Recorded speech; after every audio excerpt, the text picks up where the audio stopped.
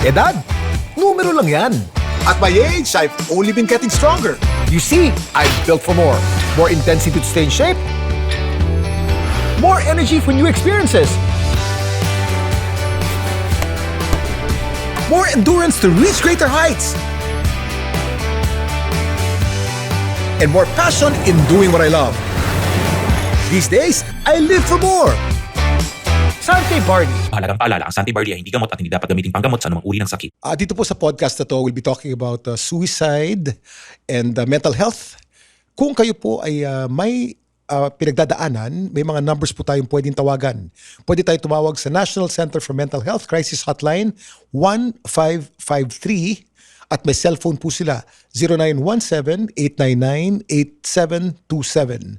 Meron pong Philippine Red Cross Hotline at 1158 at In Touch Crisis Line at 8893-7603 o cellphone 0917-800-1123. Kung kayo po ay nakikinig at nasa US po kayo, ang Suicide and Crisis Lifeline nila ay 988. Kuya Kim, ano ba talaga?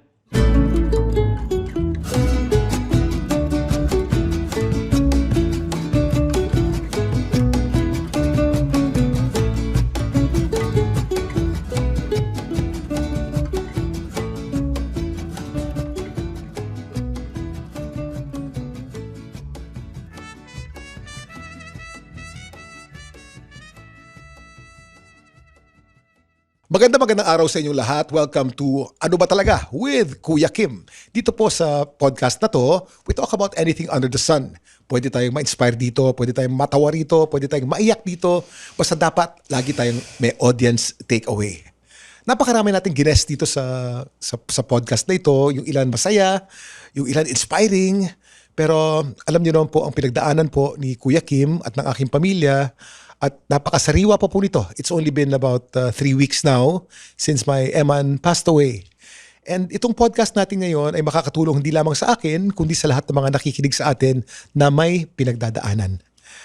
Ang kasama ko po ngayon ay isang clinical psychologist na nagtapos po ng kanya pong psychology, hindi lamang sa Pilipinas, kundi sa Amerika din. Meron siyang masteral at doctoral degrees po galing sa Amerika sa psychology. Isa pong doktor na talagang in demand at napakahusay when it comes to mental health. At marami na po itong natulungan, hindi lamang sa Amerika, kundi dito sa Pilipinas. Ito po, ang ating guest ngayong araw na to is Doktora Jabi Herrera. Doc. Kuya Kim, maraming salamat. I'm here to honor Eman's mental health advocacy. I want to lend my voice to that. I'm here. Maraming salamat for coming. Baka maging emotional ako nito pero kakayanin natin to, Doc.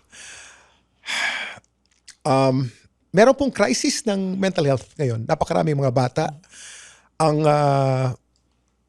pinagdadaanan ng pareho ng pinagdaanan po ni Eman, Doc. Meron po bang scientific study dito? O wala? Yeah.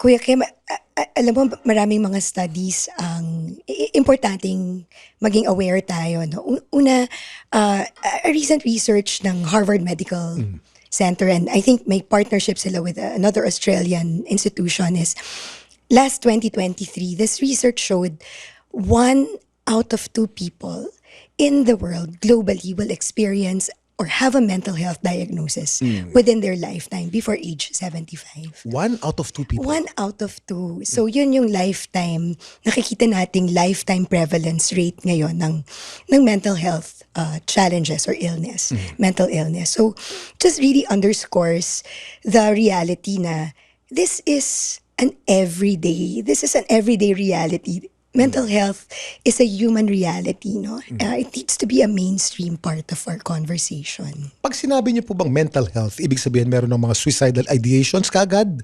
O hindi kailangan? Hindi kailangan. So mental health is that state of optimal functioning na it's not just the absence of illness, but it's the presence of capacity. And kapag nako-compromise yun, I think we more accurately refer to it as a mental illness or a mental health disorder.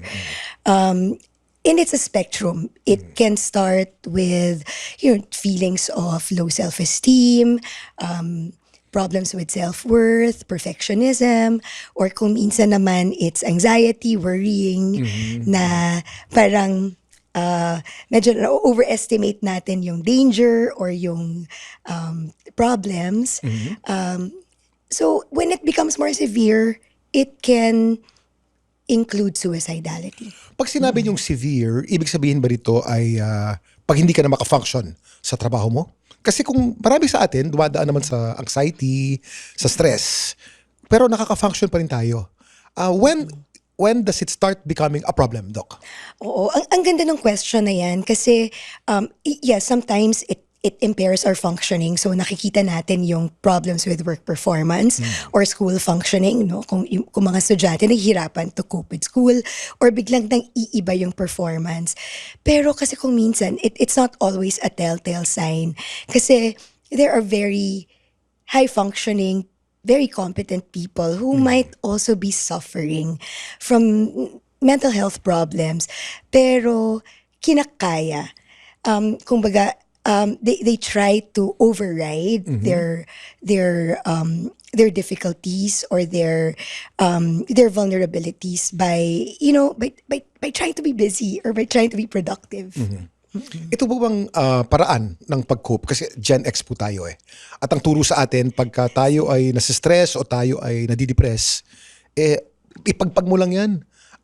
Napapagpag naman nung ilan. Ito po ba effective na maging busy ka?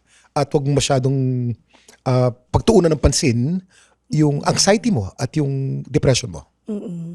Siguro isang phrase na lagi nating naririnig is it's okay not to be okay, and Yes. tama talaga yun. It's okay not to be okay, but it's not okay to be silent about it. It's not okay to be silent. What does that mean, Doc? Siguro na importante talaga na pinapansin natin kung ano yung nararamdaman natin. So, nabanggit mo yung pinapagpag na lang natin, no? If it's an everyday stress, maaring mapagpag natin. Pero mas nakakatulong talaga sa atin to be intentional about becoming aware. Ano na ba yung nararanasan ko? Is this everyday stress? Is this temporary stress? Or parang burnout na ba yung baseline functioning na na-experience ko sa buhay ko? And the thing is, we don't have to experience a severe mental health difficulty for us to reach out and ask for help. Early intervention is always the key, no? So kapag hindi pa siya malala, syempre mas madaling tugunan, mas madaling i-address. Ano pong example, Doc, ng hindi pa malala? So, halimbawa, siguro sa trabaho, parang napapansin natin na tuloy-tuloy yung stress. Let's say, dati parang okay yung functioning natin. Tapos, may project, hindi nag-work too well. Parang sinisi natin yung sarili natin or nasisi tayo. And then, nahirapan tayo mag-recover, no?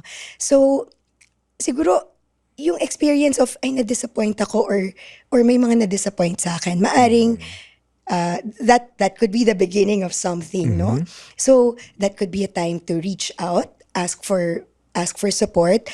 Kung hindi natin napapansin yung mga moments of vulnerability na yon, maaring magtuloy-tuloy lang tayo, tapos mahirapan na tayong matulog, tapos mag-isolate at mag-withdraw na tayo kasi nahiya tayo dun sa nangyari. Tapos hindi tayo nag-reach out. It can metastasize. Ano po ang ibig into sabihin ng something. metastasize in layman's terms? Oo, parang gumamit lang ako ng isang medical term, Kuya Kim, para to underscore that mental illness is also physical. That it's not just in the mind. It's also, the body is also going through a dysregulation. So, kapag nagkakaroon tayo ng emotionally overwhelming experiences, could be trauma, it could be stressors that just compound. Biologically, our nervous systems also get dysregulated. So, Yung yeah. sinabi niyo merong physical na nararamdaman, ang tao po bang depressed ay nakakaramdam ng physical pain sa kanilang katawan? Madalas, oo. Kung minsan hindi, pero marami akong clients na nagsasabing it comes in the form of muscle tension or kung minsan, madalas yung hyperacidity, digestive issues, migraine, minsan different forms of physical pain and illness. Ano po yung clinical depression compared dun sa ordinary anxiety at depression? Ano po ang pagkakaiba, Doc? So, sa pang-araw-araw nating buhay, nakaka-experience tayo ng anxiety, ng worry, ng lungkot. No? Pero kung nagiging pattern ito or way of life natin na hindi lang dahil nagkaroon ng situation where, we felt sad about it, we felt disappointed, we're worried about the deadline, pero nagiging parang when we wake up, punong-puno na yung isip natin ng pag-aalala, ano bang mangyayari today, anong mangyayari bukas, or we get lost in perfectionism, na hindi ako pwede magkamali, or parang day in and out, our thoughts are focused on our mistakes, our errors, which leads to low self-worth. That begins to look like a mental illness or a mental health issue. Ang sabi po ng maraming eksperto, ito raw depression ay sanhi daw ng chemical imbalance sa utak. Paano po nangyayari yan, Doc? Kuya Kim, depression or anxiety and other forms of mental hindi lamang illness, depression, yeah. may neurobiological component talaga kasi these things are mediated, or it's our nervous system and our brain that regulates stress, no? So kapag hindi natin napapansin na umaapaw na yung stress or sobra na yung cumulative stress sa ating nervous system, nagsha-shutdown siya. Pag nag-shutdown, ano po mangyayari, Doc?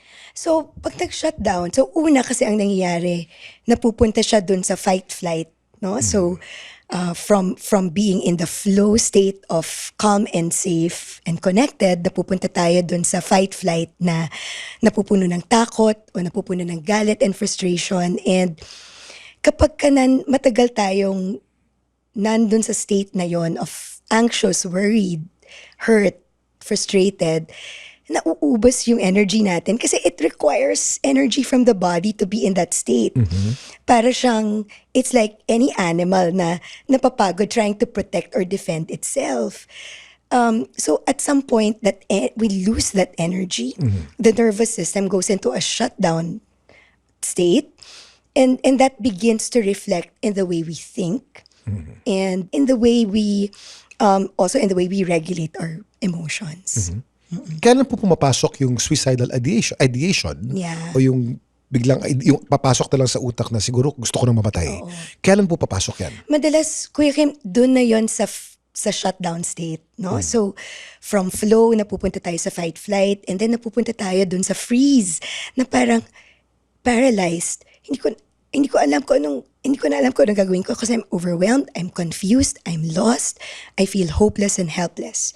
So, that's the state where it's really important to reach out for support. I mean, not just when we get there, pero sana way before. Ano pong nasa utak ng tao pag nandun siya sa state na yon na sa tingin niya ay dead end na?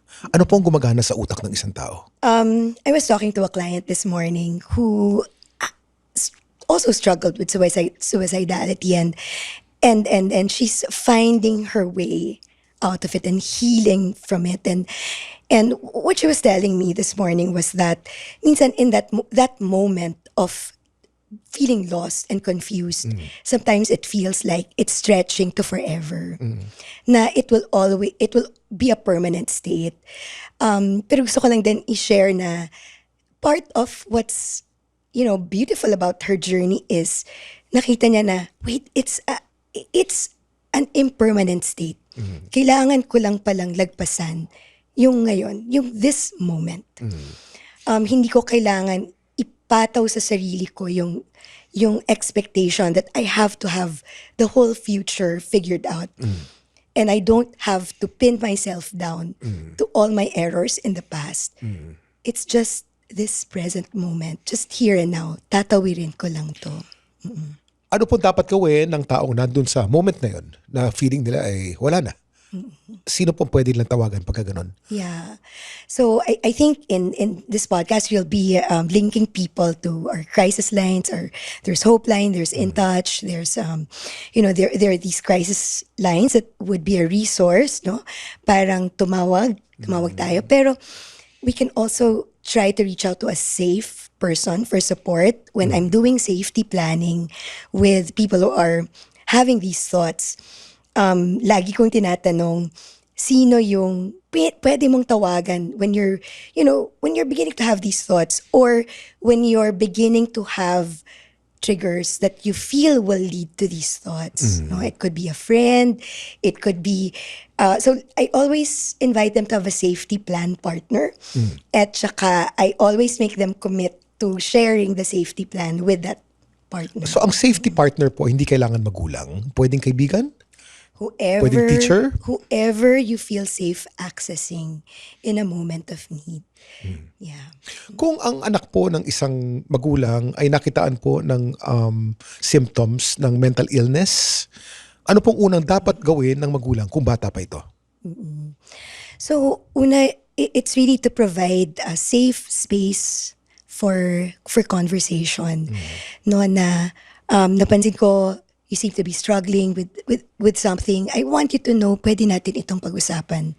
I want you to know, hindi kita i-judge. Andito ako para supportahan ka.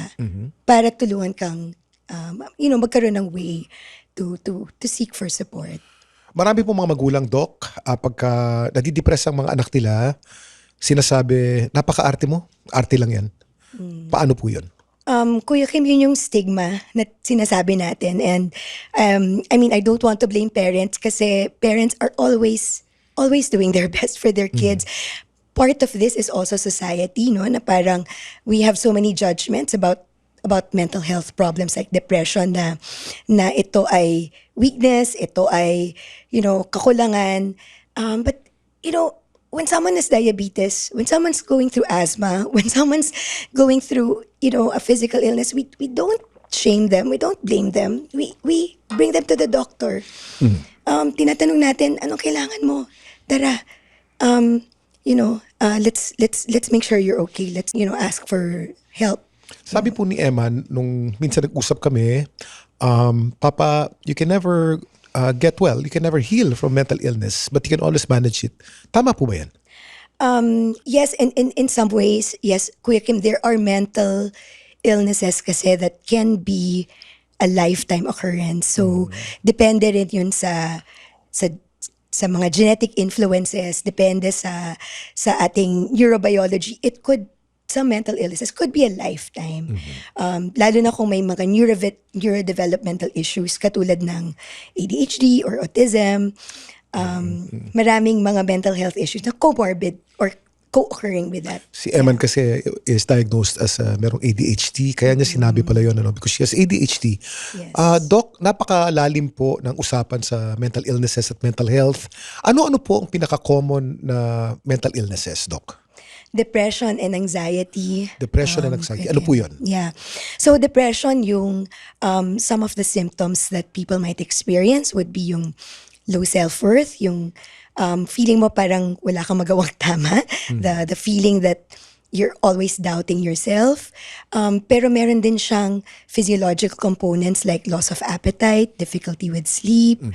And for some people, some people can have suicidal thoughts with depression. Is that the most common? Depression and anxiety? Depression and anxiety are the most common. And among women, depression and anxiety are the most common. With men, Kuya Kim, alcoholism is the most. Is that a mental prevalent illness? one. Alcoholism? It's a mental illness. It's a mental illness. It's a way of coping. That's maybe it's primarily through avoidance, no? Pero it is a form of mental illness. Ito yung lulunurin ko na lang ang aking lungkot sa alak. What are the other forms of mental illnesses, Doc? Ang ganda nung nabanggit mo, Kuya Kim, yung ADHD kasi the prevalence of ADHD is Eman had that increasing. Oo. Lalo na sa females. Kasi yung typical presentation ng ADHD is from a male perspective, no, na hyperactive, restless. So, for male children with ADHD, medyo mas madaling mas-spot sa school. For females, it's not usually like that. Kaya, in my experience, undiagnosed kadalasan or late ang diagnosis ng girls with ADHD. And it usually comes when, ayan na, may depression or may anxiety na kasi parang nagsuffer na yung sense of self-efficacy or self-esteem nila kasi hindi sila makakope. So, yun pala, may undiagnosed ADHD pala sila. That's what happened to Eman. Doc, nagkaroon ako ng debate with Eman about ADHD. I even told her, Eman, Papa's ADHD as well. But I was never diagnosed. Kasi hyper ako nung bata Sabi niya, Papa, you don't have ADHD. It's not clinical ADHD. Siguro makulit lang ako. Kasi ang daming mga magulang nagsasabi, meron din ako niya nung bata ako When does it start becoming a medical issue? Yes. So, one is it has to be assessed. So, meron tayong mga objective measures, meron tayong mga clinical processes para ma-assess yun carefully.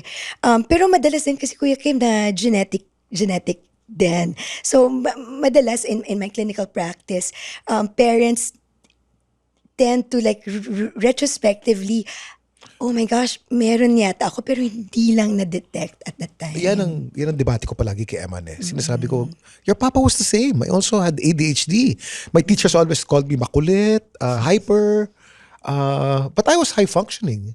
But she always told me, no, yours is probably not clinical. Because she was sure that hers was clinical Bipolar, ano po yun? Alam niyo, marami nagtatanong sa akin, ano bang sikreto ko for my fitness at my age? I'm almost 59 years old. Of course, given ang regular exercise, given na rin ang healthy diet, but not everyone knows that I swear by Sante Barley, and I've been taking Sante Barley for so many years now. Sante Barley is a certified organic and barley grass from New Zealand. At certified ito ng BioGrow. It's good for digestion and strengthens your immunity dahil puno ito ng nutrients at antioxidants. That's why I live for more with Sante Barley.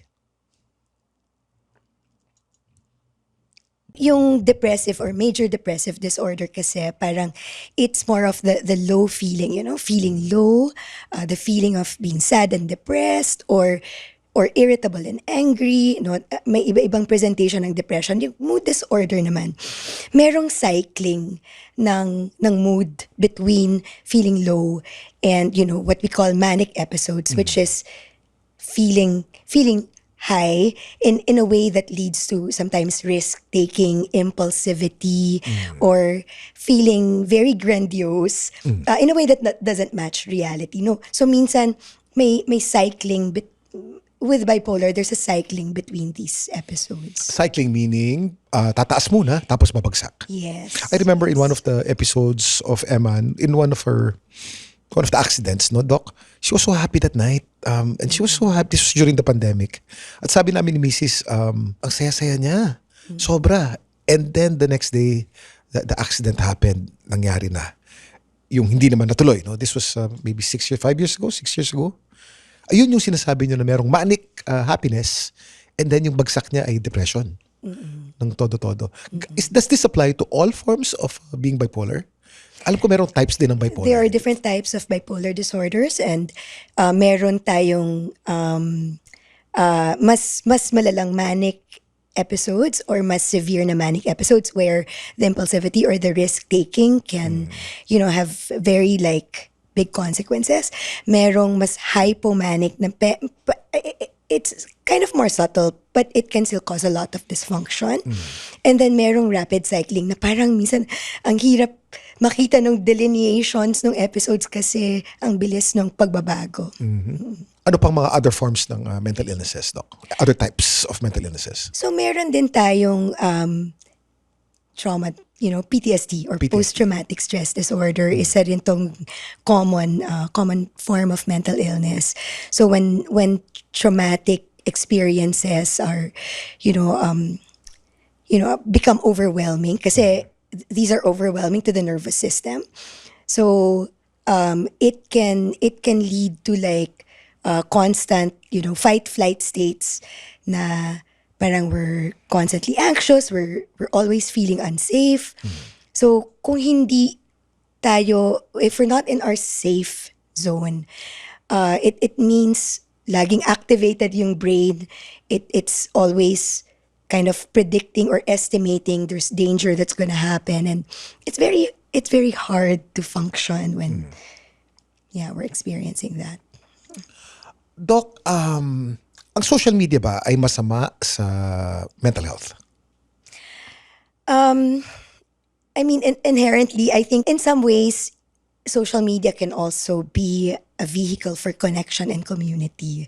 No, some of our young people, some people have found social media to be helpful in that way. Pero we have many studies showing that with social media also, and actually the use of smartphones starting in 2012, that incidents of depression, anxiety, loneliness, self-harm, those have also arisen. Those have become more prevalent. And our young women have particularly been affected by that. Kasi, Young women? Yeah. Bakit po young women at hindi young men?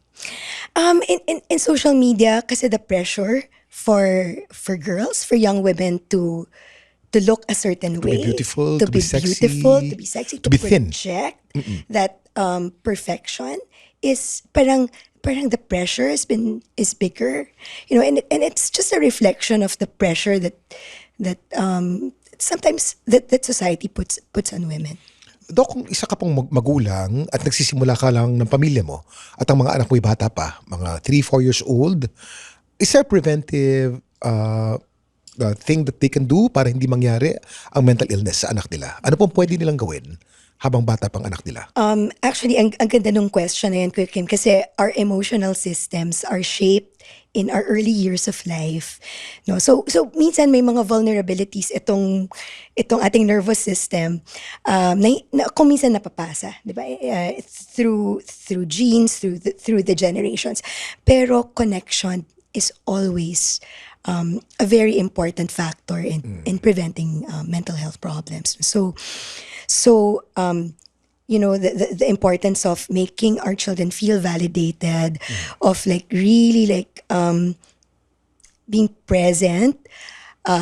It helps create an emotional system where they feel that they will always have a safe space with someone. So they learn to trust and to experience people and relationships as reliable. Kung ikay isang magulang at na-diagnose na yung anak mo na merong mental illness, ano pong dapat gawin? Na-diagnose na, alam mo nang may sakit. Yes. At lumalaki pa lamang sila. How do the parents ensure na hindi mangyayari yung hindi dapat mangyari? Well, importante aside from professional care is participating.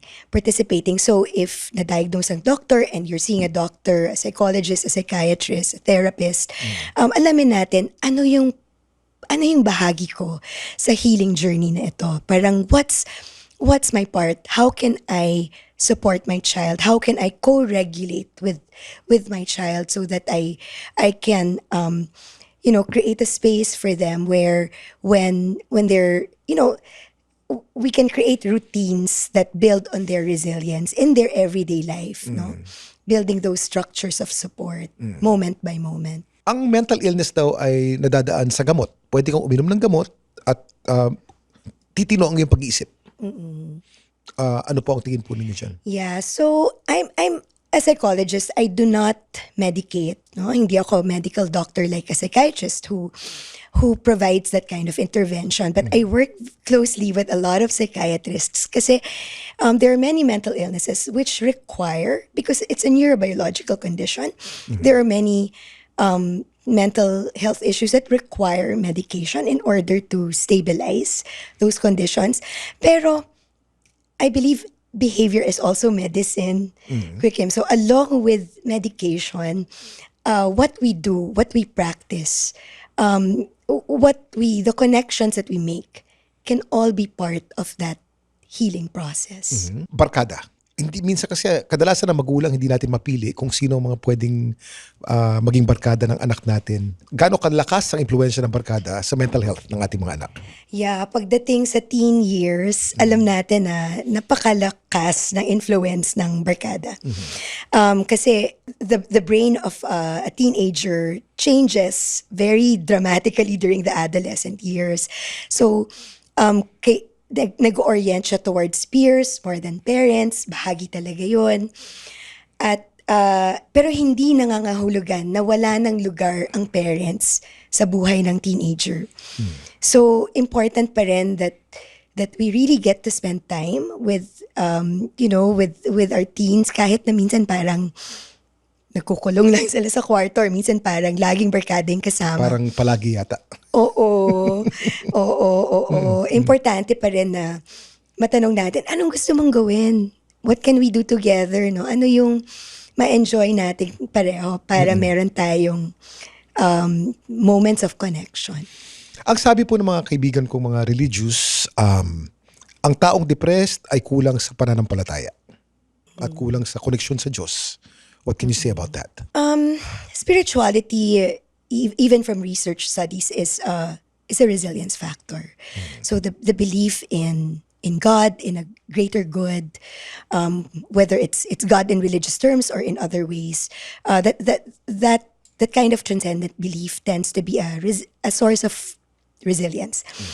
Pero hindi ako naniniwala na the lack of faith automatically means it's a cause of mental illness. No, you can have very religious, very spiritual people who can still suffer from depression or mental illness. It's a neurobiological thing. In the way you have people suffering from diabetes or cancer or heart or hypertension. Kasi even recently, yung anak ni Rick Warren, who's a pastor, book author, also suffered the same fate as my Eman. During the last few minutes of Eman, what was her mental state, Doc? Was she still rational? Was she still thinking? Was she capable of making correct choices? Kasi people say that she made her own choice. She took her own life. Was it her choice? Or was it something else in her mind that drove her to make that choice, which is not correct? Kuya Kim, I feel you as a parent in wanting to know what those moments could have been like. But there's a part of me that doesn't want to hazard or to guess what those moments were like because it's so complex. And I have many clients who would say it just that moment can feel like it's a forever. But the same clients who've experienced that have also come to realize that it's because they're going through a neurobiological problem. They're also going through an illness. And in that moment, they just needed to reach out. Kailangan lang tawirin. But I know that pain can be immense in some of those moments. And I just want to be respectful of that also. So, meron silang nararamdaman na sakit. Yeah. Sa katawan at sa utak. Yes. Pag nandun sila sa malapit na. Yung freeze zone na parang mahirap, parang the sense of being paralyzed or not knowing what to do, and someone who has been through that moment said, reaching out is the key.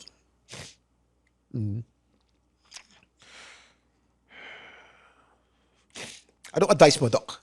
Anong advice mo sa mga magulang na may mga anak na nagsisimula pa lamang? What can they do to make their kids psychologically healthy and happy and free of suicidal ideations? What can you advise them, Doc? What's the most important advice that you can tell them? Quick, and before the advice, I just wanted to honor what you're experiencing right now, and at the same time, how you're transforming this experience into purpose and advocacy. Very much in the spirit of Eman's legacy. Salamat. Sa mga parents who want to be there to support their children through this. I mean, my only word is care and compassion, not just for parents, but for all of us. It's such a gift of our humanity to be compassionate, which means not just parents, but society in general.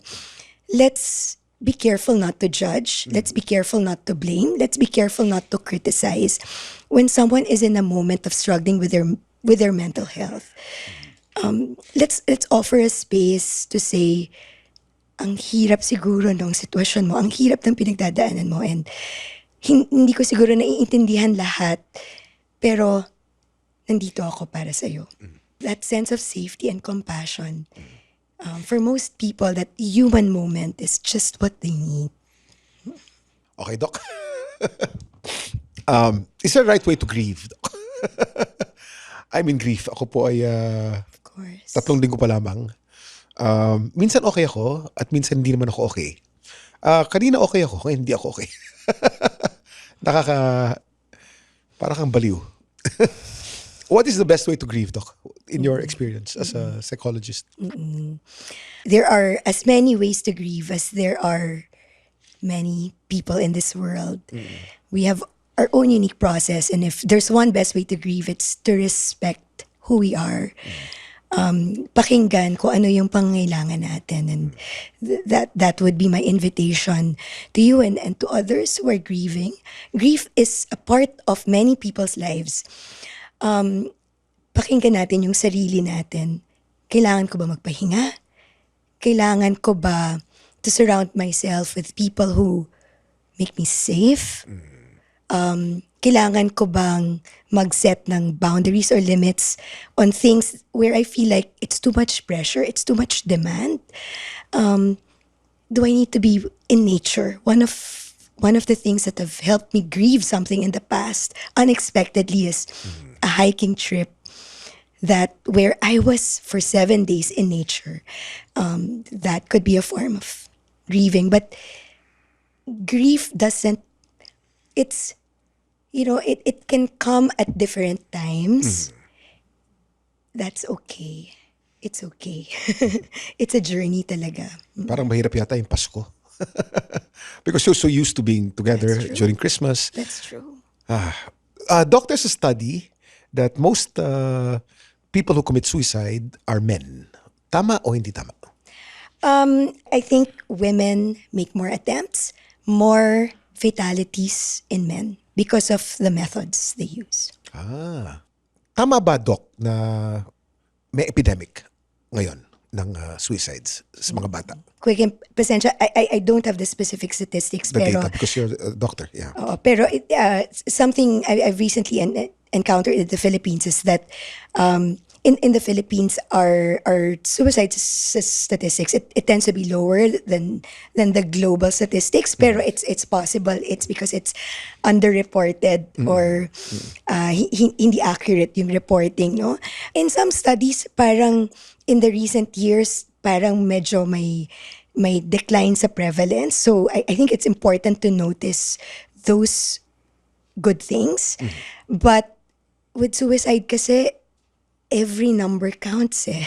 Every number counts. Every number counts. So we don't want to lose anyone to suicide. Posible ba, Doc, someone gave me an advice to ease up my mind para hindi ako masyadong nasasaktan, is to say that Emma did not die of suicide, but she died of depression. She died of mental illness, not suicide. Is that the right way to say it? It's really Kasi hard to answer. at a certain point daw, talagang wala na silang kontrol sa kanilang ginagawa Yes, I think the heart of it is we cannot blame. We cannot blame. We cannot criticize. We cannot judge someone who is in that state because you're right, because it's an illness. No, so parang at that point, it can be a very, very difficult situation to navigate. Doc, maraming salamat. Napakarami natin pinag-usapan today, Doc.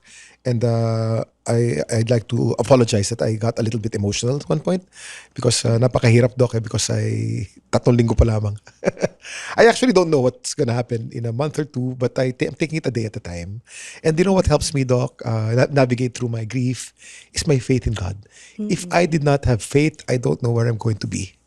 I just know that there's a plan. My God is good, and the plan is good. So that's what gives me peace, despite the fact that I don't understand many things that are happening.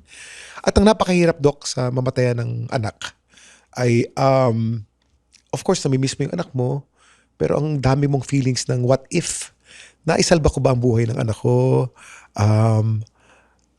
Yung guilt mo na hindi mo nagawa nung bata pa siya. Yun ang patong-patong sa utak ng isang magulang na namatayan. Unlike mamatayan ka ng ama o ng ina, you sort of expect that it will happen at wala kang masyadong feeling ng guilt. Pero sa anak, patong-patong yan And it doesn't help also that you read comments on social media.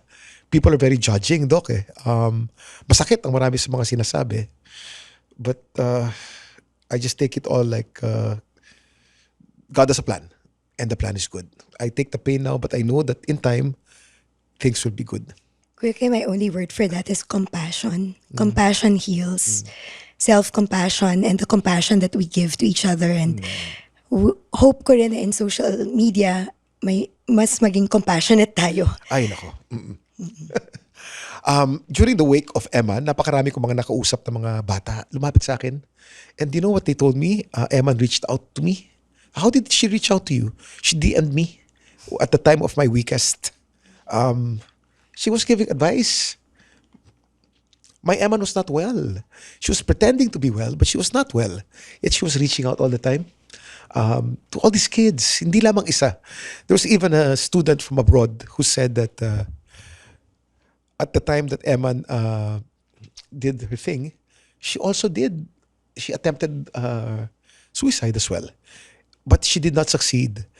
But because of Eman's inspiration, she assured me that she will live. That when the time comes again, she's in a crisis, she'll think of Eman and she will live. And that gives me hope that whatever happened to Eman has purpose. And my Eman did not die in vain. Again, for God's purpose. We shall find out in time. Yeah. But Doc, thank you very much for being with me. And Thank you, Kuya Kim. maraming salamat. And naway, sa mga nakikinig po sa atin, maraming salamat. Thank you very much for joining us. I hope marami po kayo natutunan ngayong araw na to. At kung kayo man ay may pinagdadaanan, pareho ng pinagdaanan namin, ang aming pamilya, seek help. And saan sila pwedeng tumawag, Doc, when they need help? I think you'll be flashing or sharing the crisis lines, no? Pero meron kaming non-profit initiative called Circle of Hope at meron kaming programang tawag namin Kaloob. It's a low-fee psychotherapy program. So for our underserved communities who are needing mental health support, you can go to our Facebook or IG at Circle of Hope CS. Circle of Hope, CS. Circle of Hope, CS. Kahit wala pong pera, kahit mahirap, kaya po niyan. Meron po kaming low-fee psychotherapy and kung minsan pagka may availability of funds, nakakapagbigay din po ng libre na mental health support. Alam ko napaka-busy niyo, Doc. And thank you very much for joining me today. Isang malaking karangalan. And Eman is honored as well. Maraming salamat for joining us today sa isa na namang episode ng Ano Ba Talaga with Kuya Kim. Kung nagustuhan niyo po itong podcast na to, just follow at merong notification bell dyan. Pindutin niyo po. Magkita-kita tayo ulit next week. Ano Ba Talaga with Kuya Kim. God bless you. Maraming salamat sa inyo lahat.